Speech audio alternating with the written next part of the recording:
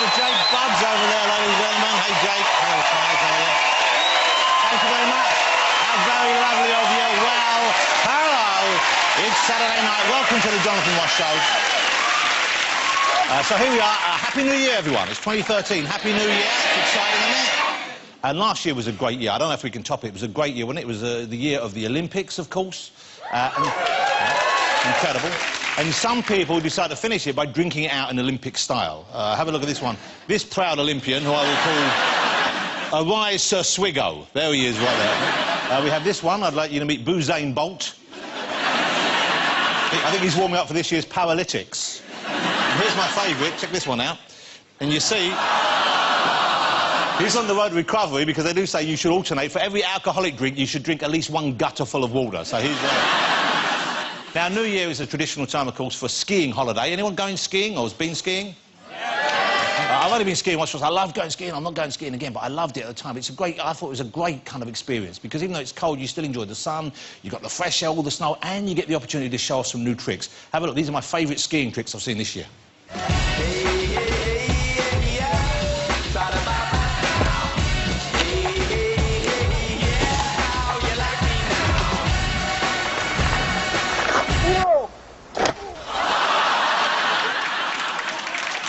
That's the best one, isn't it?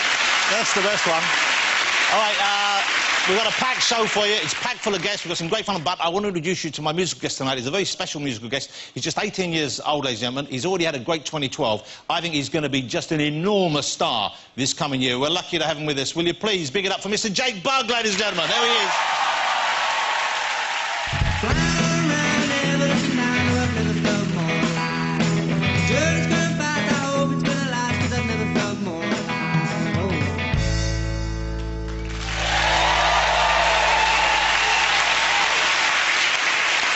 Jake Bug, we'll be seeing him, he'll be playing live later on. Let's have a look who else is on the show tonight. My first guest is, I maintain, and it's official as well, the greatest Doctor Who of all time. The fabulous David Tennant, there he is.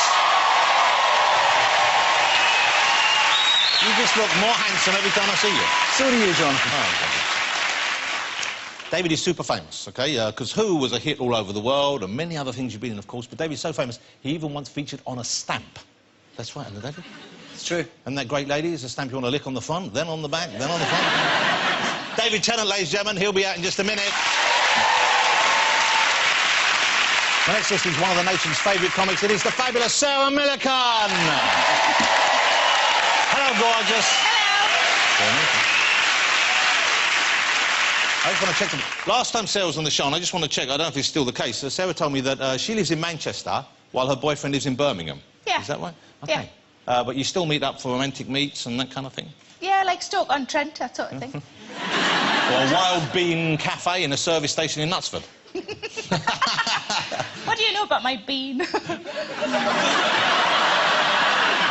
Happy New Year. The lovely Sarah Millican, ladies and gentlemen, she'll be out shortly. My next guest is a tremendous American actor. He's the star of Entourage and of the new ITV drama, Mr. Selfridge. It's Jeremy Piven. He's a stylish, good-looking young man right there. Lovely to see you again, Jeremy. Good to see you. I can't really see you, but I can hear you and I can feel you. OK, well, that's probably the best way to approach me, I think. Yeah.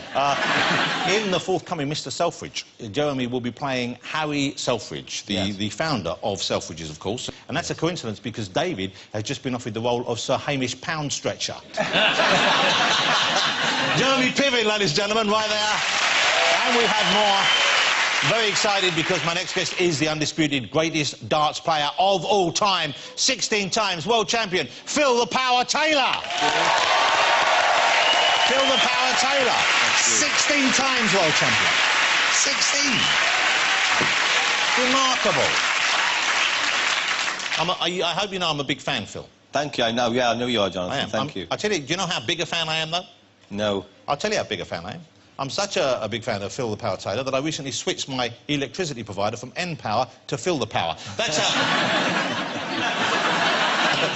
how... Did you have a good Christmas, Phil? Busy, playing in the World Championships over Christmas, so... Yeah, don't go on about it. All right, we know you won again. It's all right. Just talking about the social side of life. I had a lovely Christmas, thanks for asking.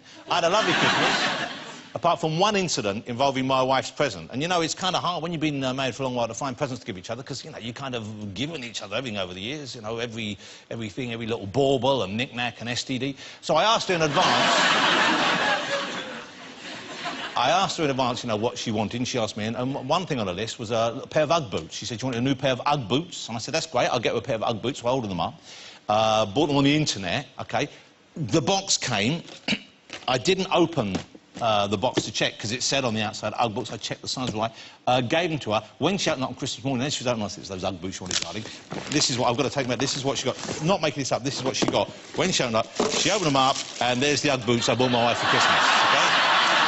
It's the toddler size 5, not her size 5, OK? I'm not sure whether to send them back or make them into an ornament and we'll put them on the tree every year. And you don't think. So that was the worst gift she got. I'm going to ask the guys in the green there. Let me start with Phil. What did you get for Christmas? What kind of... is there one present you didn't particularly like or stuff you didn't like? Well, what my family get me is these smellies. For some reason or other, everything I've got is aftershaves. You got loads of aftershave? Everything's aftershaves and deodorant, so... I think I'm getting old now, I think it is, so everybody keeps buying me smelly things. Or maybe you're getting old, or maybe you just stink. I don't know. Sarah, what did you get? Anything that was kind of... I got a shoehorn of my boyfriend.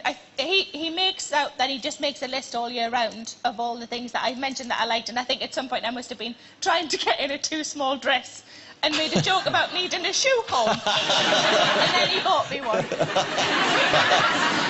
Let me ask David. David, what did you get? Any gifts that weren't expected? Yeah, this was a surprise.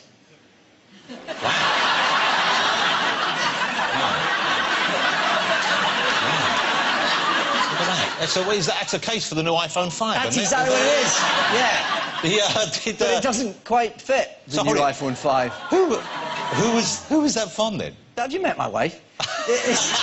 Yeah, I mean, that you can maybe squeeze, but look at that. Wow. You can't squeeze anything in there. Well, even if you could, you wouldn't admit it, would you? No, quite, exactly. But she also bought me this, which is...